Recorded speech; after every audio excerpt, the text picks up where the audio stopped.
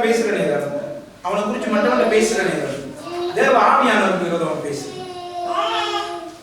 ஏண்டா அந்த ஆவி, ஆத்ம, சரீரம் இந்த ஆராதனை கூட்டத்துல எல்லாரும் எழுப்பி நிற்கிற நேரம், ஆராதனைக்கு ஒப்பு கொடுக்கிற நேரம், எப்பேற்பட்ட ஆராதனைக்கு எப்படி ஒப்பு கொடுக்கிறோம்?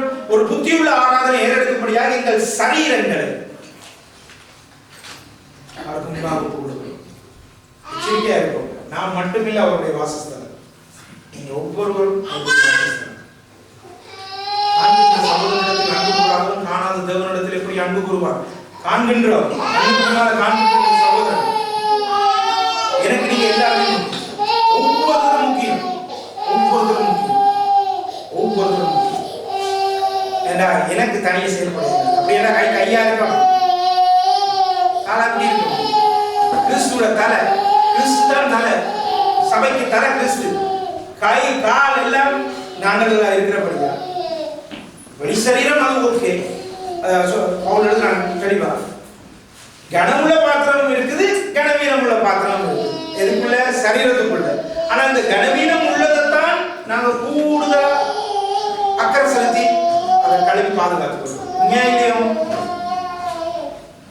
கை கால் மட்டும் இல்லை, சரீரத்துக்குள்ள நிறைய காரியங்கள் இருக்கு கனவீனமான. அந்த கனவீனமான உடற்பாதங்களை நாங்க பாதுகாக்கணும், கிளீனா வச்சுக்கொள்ளணும். இல்லாட்டி நான் அதனால இந்த சரீரத்துக்குள்ள ஒவ்வொரு அங்கங்களும் அப்படியா செயல்பட வேண்டும்ன்றது தேவனுடைய சித்தம். ஒவ்வொருடைய வாழ்க்கையிலையும் கர்த்தர் திட்டங்களை வச்சிருக்கிறார், நிச்சயமா திட்டங்களை வச்சிருக்கிறார். அந்த திட்டங்கள் ஒன்றையும் நாங்கள் நிறைவேற்றி முடிக்காதபடி எந்த ஒரு தடை வந்துவிடக்கூடாது. வெள்ளாடுகள் கிட்ட கர்த்தர் பேசல, கர்த்தர் பேசுறது செம்மறியாடுகள் கிட்ட. இந்த செம்மறியாடு மட்டும்தான் அவருடைய சத்தத்துக்கு சொல்லி கொடுக்கும். தாழ்மையா ஒப்பு கொடுத்திருக்கு. ஞானம் இல்லை என்று சொல்லி, ஞானம் இல்லை என்று சொல்லி ஞானத்தால கர்த்தர் நிரப்புவார், நிச்சயமா நிரப்புவார், நிச்சயமா உயர்த்துவார். அது எந்த மாற்றமும் இல்லை. தன்னை தாழ்த்துகிற எவனையும் உயர்த்துகிற கர்த்தர். அதனால நாங்க ஒவ்வொருத்தரும் இந்த பட்டணத்துல செஞ்சு முடிக்க வேண்டிய ஒரு பங்கு ஒன்று இருக்கு. அதுக்கு நாங்க தயாராக வேண்டிய, அதுக்கு நாங்க தயார்படுத்தப்பட வேணும்ன்றதுக்காக ஆவியானவருக்கு ஒப்பு கொடுக்க வேண்டும்ன்றது கர்த்தருடைய சித்தம். ஊழியக்காரனை குறித்து கொஞ்சம் ஆராய்ந்து பார்த்தோம். தேவன் எங்களுக்கு நியமிச்ச ஊழியக்காரர்கள் பேர் பண்ணணும். வசனங்களை வச்சு தான் ஆண்டவர் என்னோட பேசினார். வசனங்களை வச்சு நான் கொடுத்திருக்கிற ஊழியக்காரன் பேர் பண்ண ஊழியக்காரன். இன்றைக்கு நாங்க நிக்கிறோம்னா வசனத்துல கட்டப்பட்ட வசனம் மட்டும் இல்லாட்டி, வசனம் மட்டும் விளங்க இல்லாட்டி பாருங்க. உதாரணமா ஜெப கூட்டத்தில் நாங்க ஜெபம் பண்ற நேரம் மக்கள் அமைதலுள்ள ஜீவனம் பண்ணும்படியாக என்று நாங்க சொல்றோம். அந்த வார்த்தையை வாசி பாருங்களா, வார்த்தையை தியானி பாருங்களா. எடுங்க தீமோத்தேயு எடுங்க, 1 தீமோத்தேயு வசனத்தை எடுங்க. 1 தீமோத்தேயு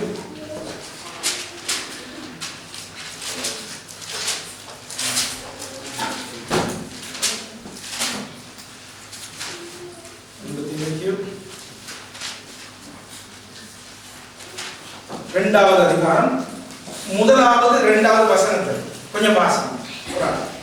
நான் பிரதானமாய் சொல்லுகிற புத்தி என்னவெனில், எல்லா மனுஷருக்காகவும் விண்ணப்பங்களையும் ஜெபங்களையும் வேண்டுதல்களையும் ஸ்தோத்திரங்களையும் பண்ண வேண்டும். நாம் எல்லா பக்தியோடும் நல்லொழுக்கத்தோடும் கலகமில்லாமல் அமைதலுள்ள ஜீவனம் பண்ணும்படிக்கு ராஜாக்களுக்காகவும் அதிகாரமுள்ள யாவருக்காகவும் அப்படியே செய்ய வேண்டும். எப்பேற்பட்ட ரீதியில் எழுதப்பட்டிருக்குது? மக்கள் அமைதலுள்ள ஜீவனம் பண்ணும்படியாக இல்லை, நாங்கள் கர்த்தருடைய பிள்ளைகளாகிய நாங்கள் எல்லா பக்தியோடும் நல்லொழுக்கத்தோடும் கலகம் இல்லாமல் அமைந்துள்ள ஜீவனம் பண்ணும்படி ராஜாக்களுக்காக நாங்கள் அதை செய்யணும். மக்களுக்காக, எங்களுக்காக, எங்களுடைய சொந்த பிரயோஜனத்துக்காக எழுதப்பட்ட வசனம். அந்த அந்த வசனத்துல அர்த்தம் நமக்கு சில நேரம் அது விளங்கி கொள்வதில்லை. எனக்கு இன்னும் ஞாபகம் ஜெர்மன்ல ஒரு நாங்கள் ரசிக்கப்பட்ட ஆரம்பத்தில் ஒரு அப்பர் சபைக்கு போன நேரம் சபையில் வச்சு வாய்த்தபடி நானும் சொல்லிட்டேன், ஓட்டுவரோ இருவரோ அவருடைய நாமத்தில் கூடினால் அந்த இடத்துல இருப்பேன். ஒரு சகோதரி சண்டை போட வந்துட்டேன். நான் அங்கங்க அப்படி சொல்லப்பட்டிருக்கு, 2 பேரோ 3 பேரோ இருக்கு. உங்களுக்கு வசனம் தெரியாதுன்னு எனக்கு தெரியாது, வசனம் இப்படி எழுதப்பட்டிருக்கேன்னு எனக்கு தெரியாது. அப்புறம் மனதுக்குள்ள யோசிச்சுங்க, வசனங்கள் விளங்காம தெரியாம பேசக்கூடாது. ஏன்னா 2 பேரோ 3 பேரோ அதே போல நல்லடக்கத்தோடு எல்லா பக்தியோடு என்று எழுதப்பட்ட இந்த வார்த்தையை நம்ம மனதில் வச்சு எங்களை ஜெப கூட்டங்களை ஜெபிக்கிற நேரம் அந்த வார்த்தைகளை சரியா வச்சு ஜெபம் பண்ணுவோம். உதாரணத்துக்கு நான் சொல்றேன், எங்களுக்கு ஜெபம் கொடுத்த ஊழியக்கார், இப்பேற்பட்ட ஊழியக்கார் என்னத்தை வச்சு பிரசங்கம் பண்றாங்க, என்னத்தை வச்சு நடத்துறாங்க என்பதை நாங்கள் தெரிஞ்சுக்கணும். ஏனண்டா இங்கே உட்கார்ந்து இருக்க இந்த கதிரைகளை நிரப்புறதுக்கு ஆண்டவர் அழைச்சது. சீலவாம் அழைக்கப்பட்டவன், அனுப்பப்பட்டவன். நேற்றைய நாள்ல இவங்க அங்கே போய் சேர்ந்த பிறகு ஒரு சாட்சி சொல்லுங்க. இவங்க அங்கே போய் சேர்ந்துட்டாங்க. அந்த டெலிஃபோன் வர்றதுக்கு முன்னாடி, சகோதரி இப்படி பிரதர் சேர்ந்துட்டா சொல்றதுக்கு முன்னாடி ப்ரொஃபட் மார்ஷல், உங்களுக்கு தெரியும் எல்லாரும் ப்ரொஃபட் மார்ஷல் யாரு? ப்ரொஃபட் மார்ஷல் வளர்ந்து அனுப்புகிறார். அவர் எனக்கு அவனுக்கு மேல போற நீங்க சொன்ன நீங்களா, அவங்களுக்கு டெலிஃபோன் பண்ணி இது நிக்க சொல்லி சொன்ன நீங்களா, கிறிஸ்துமஸ் நாட்டு காய்ச்ச நீங்களா,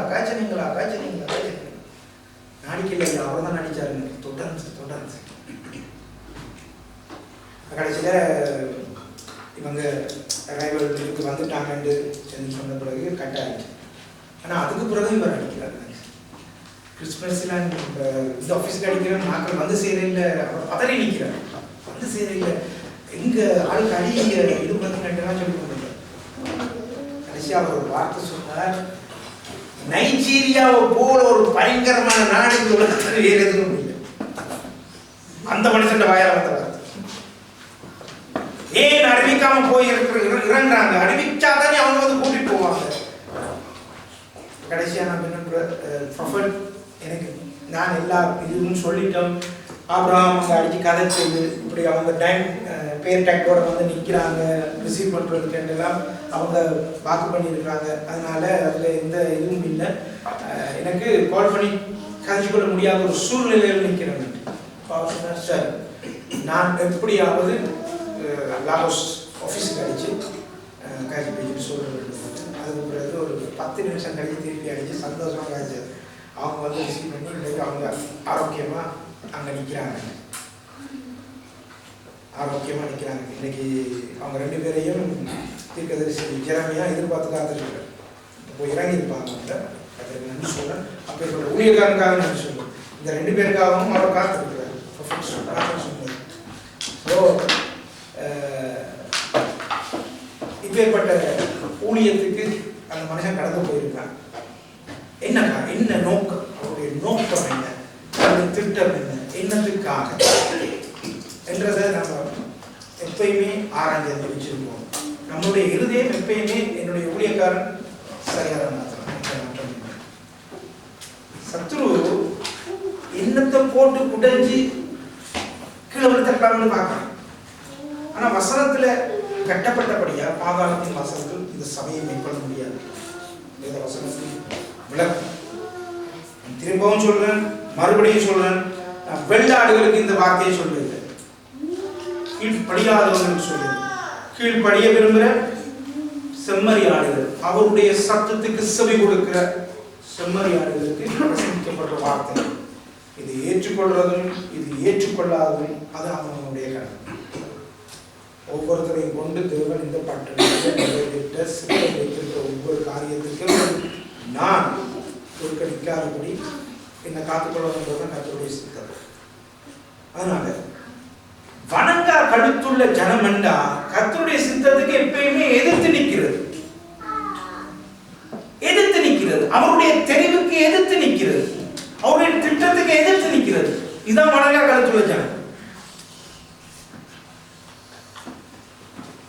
12 பேரை அனுப்புற நேரம் போய் எடுத்து வந்த அந்த தனியை கூட, அந்த பெரிய குலையை, அந்த பெரிய திராட்சை குலையை 2 பேர் சுமந்து வர்ற அளவுக்கு பாலும் தேனும் ஓடுற அந்த கானான் தேசத்தை இவங்களோட கையில கொடுக்கறதுக்கு ஆண்டவர் அத்தனை பெரிய அற்புதத்தை செஞ்சிருந்தோம். ஈனாக்கியரை போல நெடிதும் கடினவுமான உரம் கொண்ட மனுஷர் இருக்கிறாங்க. அவங்களை எச்சரிக்கை பெற முடியும். கர்த்தர்களை அடிச்சு போடுறதுக்காக தான் மனாந்திரத்து இந்த தேசத்துக்கு கொண்டு வந்தார். அறிக்கையை பாரு, எப்பேற்பட்ட அறிக்கையை பார்க்கணும், எப்பேற்பட்ட அறிக்கையை பாருங்க. இந்த அறிக்கை எங்களுக்குள்ள இருக்கக்கூடாது. தேவன் நிச்சயமா தேவனுடைய சித்தத்தை நிறைவேற்றுறதுக்கு என்று தேவன் கொண்டு வந்து பார்த்தாங்க. இந்த பாத்திரங்கள் போன கிழமை பேசின வசனம் போல கர்த்தர் அந்த வார்த்தையை போல தேவன் தெரிஞ்சு கொண்டவங்க மேல குற்றம் சாட்டணும். தேவன் தெரிஞ்சு கொண்டார். ஆரோன் தெரிஞ்சு கொண்டது தேவன். அந்த கனமான ஊழியத்துக்கு தெரிஞ்சு கொண்டது தேவன். பாவத்திலையும் விக்கிராராதனையிலையும் வேசித்தனத்திலையும் விபச்சாரத்திலையும் மூழ்கி இருந்த எங்களை மீட்டெடுத்து தன்னுடைய ஊழியத்தை செய்யறதுக்காக நியமிக்கப்பட்ட நான் ஒவ்வொருத்தரும் அறிஞ்சிருப்போம் என்னத்துக்காக தேவன் என்ன தெரிவு செஞ்சு கொண்டார். பேதுருவை போல பேசக்கூடாது. அவரை பற்றி என்ன ஆண்டவரே, இவரை குறித்து என்ன திட்டம், இதெல்லாம் எங்களுக்கு தேவையில்லை. நான் திரும்பி வருமானமும் அவன் உயிரோடு இருந்தால் உனக்கு என்ன? நீ உன்னை குறிச்சுப்பார். ஏன்னா உன்னை இடையில நீண்டே கட்டுறாய். ஆனா ஒரு நாள் வரும் இன்னொரு இடுப்புல கட்டுவான். நீ விரும்பக்கூடாத இடத்துக்கு கொண்டு போ. பேதுருவோட மரணத்தை குறித்து ஏசப்பா சொல்றாரு. அவனை குறிச்சு உனக்கு தேவை, அவனை குறிச்சு நான். சோ தேவனுடைய திட்டம் சித்தம் அதுவா தான் இருக்கு. ஒவ்வொருத்தரையும் அபிஷேகம் பண்ணப்பட்டிருக்கிறோம், அது கண்டுதான். ஊழியத்துக்கு அழைக்கப்பட்டிருக்கிறோம், அது கண்டுதான். ஆனா நாங்கள் ஒவ்வொருத்தரும் அவருடைய கரத்தில் இருக்கிற கருவிகள். எனக்கு தெரிஞ்சது அவருடைய கரத்தில் இருக்கிற கருவிகள். ஆனா இருக்கட்டும், பொண்ணா இருக்கட்டும், அவருடைய கரத்தில் இருக்கிற கருவிகள் எங்களுக்கு இருக்கு. தேவன் கொடுத்த அருமையான பிள்ளைகள் வருங்காலத்தில் கர்த்தருடைய ஊழியத்தை செய்ய போற ஊழியக்காரர்கள். ஒரு மனுஷன் செஞ்ச தப்புதத்தின் நிமித்தம் சபையே அழிக்கப்பட இருந்த நேரம் அவன் போய் முன்னாடி விழுந்து கத்திட்டு அழுதபடி 250 பேர்